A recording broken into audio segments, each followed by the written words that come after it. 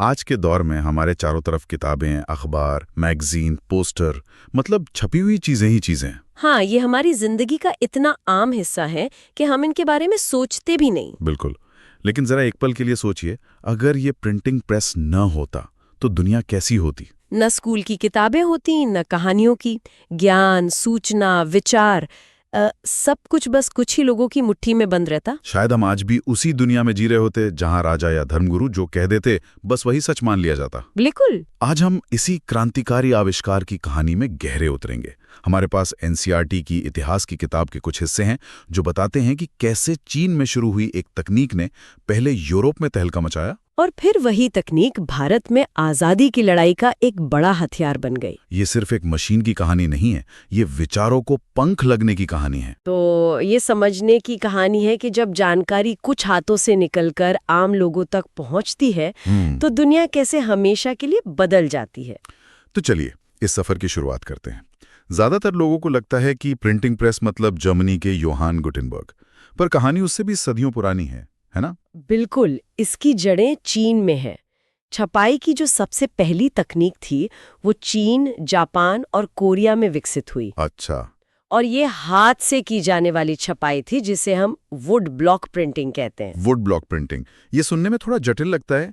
ये काम कैसे करती थी? क्या ये किसी स्टैम्प या मोहर की तरह थी? हाँ, आप काफी करीब हैं। इसे ऐसे समझिए जैसे लकड़ी की एक पूरी तख्ती पर एक पूरा पेज उल्टा उकेरा जाता था, अक्षर भी और तस्वीरें भी। ओहो। फिर उस तख्ती पर स्याही लगाकर उसे कागज पर जोर से रगड़ा जाता था। ओ, मतलब अगर एक अक्षर भी गलत हो गया या तख्ती घिस गई तो पूरी मेहनत बेकार। ये तो बहुत ही ज्यादा मेहनत का काम रहा होगा। बहुत ज्यादा। और क्योंकि कागज बहुत पतला होता था इसलिए सिर्फ एक तरफ ही छपाई हो पाती थी। अच्छा। लेकिन इसके बावजूद चीन में इसका इस्तेमाल बड़े पैमाने पर हो रहा था। वहाँ एक बहुत बड़ी नौकरशाही थी जिसके लिए सिविल सर्विस की परीक्षाएं होती थीं। हाँ, ये तो सुना है। तो इन परीक्षाओं के लिए हजारों की संख्या में किताबें छपवाई जाती थीं। इसी जरूरत ने इस तकनीक को आप कह सकती हैं कि जिंदा रखा और बढ़ावा दिया।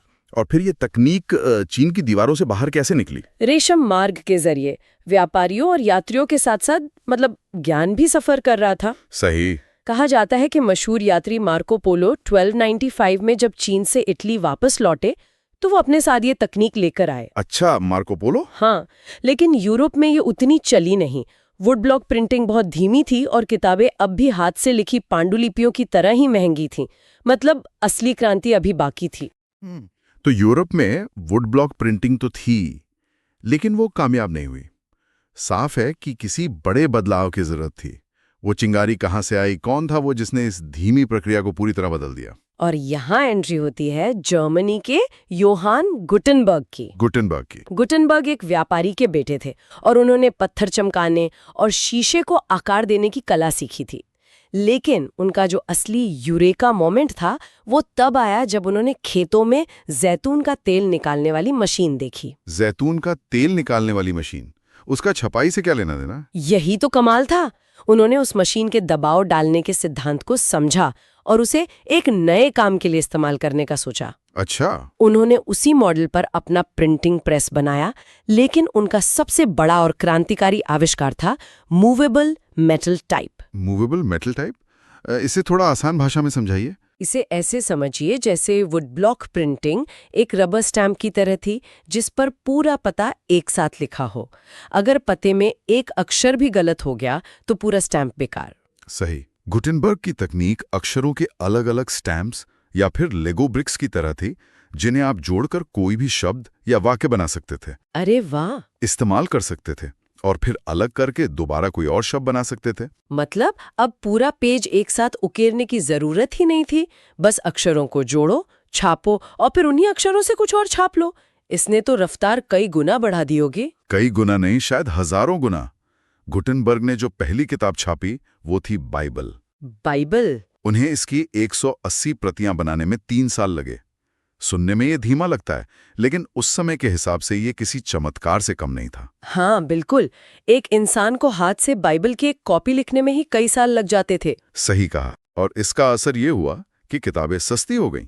जो ज्ञान पहले सिर्फ मठों और राजमहलों की लाइब्रेरी में बंद था वो अब आम बाजारों में बिकने लगा। बिल्कुल। 15वीं सदी के अंत तक यूरोप के बाजारों में लगभग 2 करोड़ छपी हुई किताबें बिक रही थीं। सोचिए, ये कितना बड़ा बदलाव था। एक नया पाठक वर्ग पैदा हो गया था। लेकिन यहाँ एक दिलचस्प सवाल उठता है। उस वक्त तो यूरोप में ज्यादातर लोग पढ़े लिखे थे ही नहीं, तो फिर इन करोड़ों किताबों को पढ़ कौन रहा था? ये एक बहुत बड़ी चुनौती थी और प्रकाशकों ने इसका एक शानदार हल निकाला। क्या हल निकाला? जो लोग पढ़ नहीं सकते थे उनके लिए लोकगीत, लोक कथाएं और गाथा गीतों को तस्वीरों के साथ छापना शुरू कर दिया गया। अच्छा, तस्वीरों के साथ। हाँ, फिर इन किताबों को गांवों के चौपाल या शहरों के शराबखानों में जोर जोर से गाकर या पढ़कर सुनाया जाता था। तो प्रिंट ने सुनने सुनाने की सदियों पुरानी मौखिक परंपरा को खत्म नहीं किया, बल्कि उसे एक नया मंच दे दिया। एकदम सही कहा। जो पढ़ नहीं सकता था वो सुनकर ज्ञान और मनोरंजन हासिल कर रहा था। मतलब पाठक और श्रोता एक साथ मौजूद थे। बिल्कुल, प्रिंट कल्चर और ओरल कल्चर आपस में घुल मिल गए थे। तो अब प्रिंट सिर्फ पढ़े लिखे लोगों के लिए नहीं था, बल्कि ये तो गांव की चौपाल तक मनोरंजन और कहानियां पहुंचा रहा था। लेकिन कहानियों के साथ साथ तो विचार भी पहुंच रहे होंगे। हाँ, बिल्कुल। और जब नए विचार फैलते हैं तो सबसे पहले टकराव स्थापित संस्थाओं जैसे कि धर्म से होता है। यहाँ क्या हुआ? टकराव तो होना ही था। अब लोगों को धर्म के बारे में जानने के लिए सिर्फ चर्च के पादरियों पर निर्भर रहने की जरूरत नहीं थी। वो खुद धर्म ग्रंथ पढ़कर अपनी समझ बना सकते थे और यहीं से धर्म सुधार की जमीन तैयार हुई। और मेरे ख्याल से मार्टिन लूथर का नाम यहाँ सबसे पहले आता है। बिल्कुल, मार्टिन लूथर जर्मनी के एक धर्म सुधारक थे। वो रोमन कैथोलिक चर्च में फैली कुछ कुरीतियों से बहुत नाराज थे। 1517 में उन्होंने अपनी 95 थीसिस यानी 95 स्थापनाएं लिखी। अच्छा। हाँ, जिसमें उन्होंने इन कुरीतियों की तीखी आलोचना की। लेकिन पहले भी तो लोग चर्च से असहमत होते होंगे। इस बार ऐसा क्या अलग था कि ये एक पूरा आंदोलन बन गया? अलग थी रफ्तार, अलग था प्रिंटिंग प्रेस। अच्छा। पहले असहमति की आवाज उसी शहर या गांव में दबकर रह जाती थी। अब लूथर ने अपनी थीसिस की एक कॉपी चर्च के दरवाजे पर टांगी और कुछ ही हफ्तों में उसकी हजारों प्रतियां छपकर पूरे जर्मनी में फैल गईं। ये तो इतिहास का पहला वायरल पोस्ट था। हाँ, कह सकते हैं। एक अकेला व्यक्ति बिना किसी सेना या शाही ताकत के सिर्फ एक विचार और एक नई तकनीक के दम पर दुनिया के सबसे शक्तिशाली संगठन को चुनौती दे पा रहा था। यहाँ से सत्ता का खेल हमेशा के लिए बदल गया। इसी वजह से लूथर ने कहा था, छपाई ईश्वर की दी हुई महानतम देन है, सबसे बड़ा तोहफा। प्रिंट के बिना उनका प्रोटेस्टेंट धर्म सुधार आंदोलन शायद कभी इतना सफल नहीं हो पाता। जाहिर है चर्च और राजाओं को इस नई ताकत से डर लगने लगा होगा। बहुत ज्यादा डर। उन्हें लगा कि अगर हर कोई अपनी मर्जी से धर्म ग्रंथों की व्याख्या करने लगा तो उनकी सत्ता का क्या होगा। इसी डर के चलते रोमन चर्च ने 1558 से प्रतिबंधित किताबों की एक सूची रखनी शुरू कर दी, जिसे इंडेक्स ऑफ प्रोहिबिटेड बुक्स कहा जाता था। ये तो आज के दौर में किताबों पर बैन लगाने या इंटरनेट पर सेंसरशिप लगाने जैसा ही लगता है। हाँ, बिल्कुल वैसा ही था। लेकिन विचारों के इस सैलाब को रोकना नामुमकिन था। सही है। क्योंकि प्रिंट ने सिर्फ धर्म पर ही नहीं बल्कि विज्ञान और दर्शन पर भी बहस छेड़ दी थी। आइजैक न्यूटन जैसे वैज्ञानिकों और वोल्टेयर, रूसो जैसे दार्शनिकों के विचार अब ज्यादा से ज्यादा लोगों तक पहुंच रहे थे। और कई इतिहासकार मानते हैं कि फ्रांसीसी क्रांति की जमीन भी इन्हीं छपी हुई किताबों ने तैयार की थी, क्योंकि इन्होंने लोगों को परंपरा और सत्ता पर सवाल उठाना सिखाया। एकदम सही। यूरोप में हमने देखा कि कैसे प्रिंट ने धर्म और सत्ता को चुनौती दी। अब देखते हैं कि जब यही तकनीक एक ऐसे देश में पहुंची जो खुद एक औपनिवेशिक सत्ता के अधीन था, तो वहां इसने क्या गुल खिलाया। चलिए भारत चलते हैं। हाँ। यहाँ प्रिंटिंग प्रेस आने से पहले क्या माहौल था? भारत में ज्ञान की एक बहुत पुरानी और समृद्ध परंपरा थी, लेकिन वो पांडुलिपियों पर आधारित थी। संस्कृत, फारसी और अरबी में ताड़ के पत्तों पर या हाथ से बने कागज पर हाथ से लिखा जाता था। अच्छा, पांडुलिपियां। हाँ, और ये बहुत नाजुक, महंगी और आम लोगों की पहुंच से बहुत दूर थीं। तो भारत में इस नई तकनीक की शुरुआत कैसे हुई?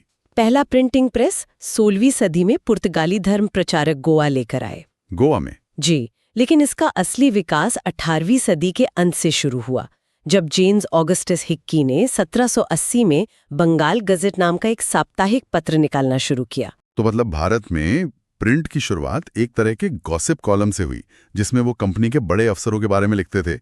ये तो बड़ी दिलचस्प बात है। हाँ, बहुत दिलचस्प। लेकिन जल्दी किसी ने इस ताकत को गंभीर सामाजिक बहसों के लिए भी इस्तेमाल करना शुरू कर दिया। किसने? 19वीं सदी आते आते अखबार सार्वजनिक बहसों का सबसे बड़ा मंच बन गए। मूर्ति पूजा, विधवा विवाह, सती प्रथा, एकेश्वरवाद जैसे मुद्दों पर तीखी बहसें छिड़ गईं। अच्छा। राजा राममोहन रॉय ने 1821 से संवाद कौमुदी के जरिए रूढ़िवादी हिंदू मान्यताओं पर सवाल उठाए, तो जवाब में हिंदू रूढ़िवादियों ने समाचार चंद्रिका नाम का पत्र निकाला। मतलब विचारों की असली जंग अब कागज पर लड़ी जा रही थी। बिल्कुल। और जब विचार टकराते हैं और बहस होती है तो एक साझा पहचान बनती है। क्या यहीं से राष्ट्रवाद की भावना को भी बल मिला? यकीनन। प्रिंट ने भारत के अलग अलग हिस्सों में रहने वाले लोगों को एक दूसरे से जोड़ दिया। अखबारों में देश के एक कोने की खबर दूसरे कोने तक पहुंचने लगी। इनमें अंग्रेजी राज की दमनकारी नीतियों की खुलकर आलोचना होती थी। और इससे लोगों में एक साझा भारतीय पहचान और राष्ट्रवाद की भावना मजबूत हुई। हाँ, बिल्कुल। ये सब देखकर अंग्रेजी सरकार चुप तो नहीं बैठी होगी। बिल्कुल नहीं। वो इस बात से बहुत परेशान हो गए कि अखबार लोगों को उनके खिलाफ भड़का रहे हैं। इसीलिए 1878 में उन्होंने वर्नैक्युलर प्रेस एक्ट लागू किया। Vernacular press act? वर्नैक्युलर यानी स्थानीय भाषाएं। इस कानून का सीधा मतलब था भारतीय भाषाओं जैसे मराठी, बंगाली, हिंदी में छपने वाले अखबारों पर नकेल कसना। और अगर कोई अखबार सरकार के खिलाफ को छापता तो उसकी प्रेस को जब्त किया जा सकता था। लेकिन दमन से तो आंदोलन और मजबूत होते हैं, और वही हुआ। राष्ट्रवादी अखबार और भी मुखर हो गए। बाल गंगाधर तिलक का मराठी में छपने वाला अखबार केसरी इसका सबसे बड़ा उदाहरण है। केसरी? हाँ, उन्होंने अंग्रेजी राज की इतनी तीखी आलोचना की कि उन्हें इसके लिए जेल भी जाना पड़ा। हमने बड़े आंदोलनों की बात की, राष्ट्रवाद और धर्म सुधार की बात की, लेकिन इस क्रांति का असर समाज के उन लोगों पर क्या पड़ा जो हाशिए पर थे, जैसे महिलाएं और गरीब लोग? क्या ज्ञान की ये रोशनी उन तक भी पहुंची? हाँ, और ये इस कहानी का सबसे जरूरी और दिलचस्प पहलू है। महिलाओं के लिए पढ़ने के नए अवसर खुले। कई उदारवादी पिता या पति अपने घर की महिलाओं को पढ़ाने लगे। अच्छा। और कुछ महिलाओं ने तो घर में सबसे छिपकर पढ़ना सीखा। इसका कोई खास उदाहरण है जो इस जज्बे को दिखाता हो? एक शानदार उदाहरण है रास सुंदरी देवी।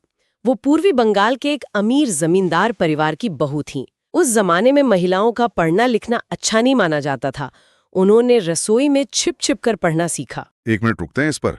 60 साल की उम्र में रसोई में छुपकर पढ़ना सीखकर अपनी आत्मकथा लिखना। हाँ। ये तो आज के जमाने में भी सोचना मुश्किल है। हाँ। ये दिखाता है कि ज्ञान की भूख कितनी जबरदस्त रही होगी। बिल्कुल। और उनकी किताब आमार जीवन 1876 में छपी, जो किसी भारतीय महिला द्वारा लिखी गई पहली पूरी आत्मकथा मानी जाती है। कमाल है। इसके अलावा पंजाब में राम चड्ढा जैसे प्रकाशकों ने महिलाओं को अच्छी पत्नी बनने की सीख देने वाली किताबें छापी। वहीं बंगाल के बट्टाला जैसे इलाकों में बहुत सस्ती और लोकप्रिय किताबें छपती थीं, जिन्हें फेरी वाले घर घर जाकर बेचते थे। और समाज के गरीब तबके तक प्रिंट कैसे पहुंचा? 20वीं सदी की शुरुआत से शहरों के चौराहों पर बहुत सस्ती किताबें बिकने लगीं।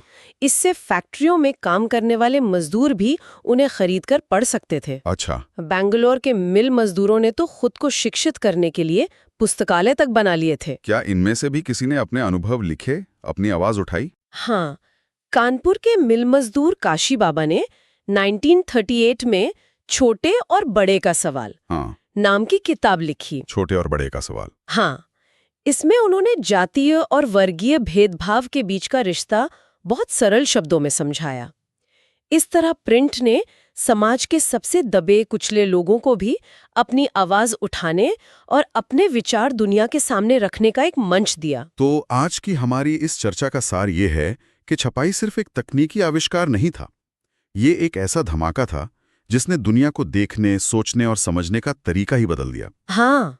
इसने ज्ञान को कुछ लोगों की मुट्ठी से निकालकर आम जनता तक पहुंचा दिया। एकदम सही। इसने लोगों को सवाल पूछने, बहस करने और अपनी राय बनाने की ताकत दी। इसने धर्म सुधार आंदोलनों को जन्म दिया। इसने क्रांतियों के लिए माहौल बनाया और भारत जैसे देशों में राष्ट्रवाद की नींव रखी। हाँ, इसने ही उस आधुनिक दुनिया की नींव रखी जिसमें हम आज रहते हैं। और अब जाते जाते एक सवाल, जिस तरह प्रिंटिंग प्रेस ने विचारों के प्रसार को लोकतांत्रिक बनाया और सत्ता के समीकरण बदल दिए, क्या आज के डिजिटल युग में इंटरनेट और सोशल मीडिया वही भूमिका निभा रहे हैं? ये एक बहुत जरूरी सवाल है। या फिर इसके खतरे कुछ और हैं? इस पर सोचिएगा जरूर।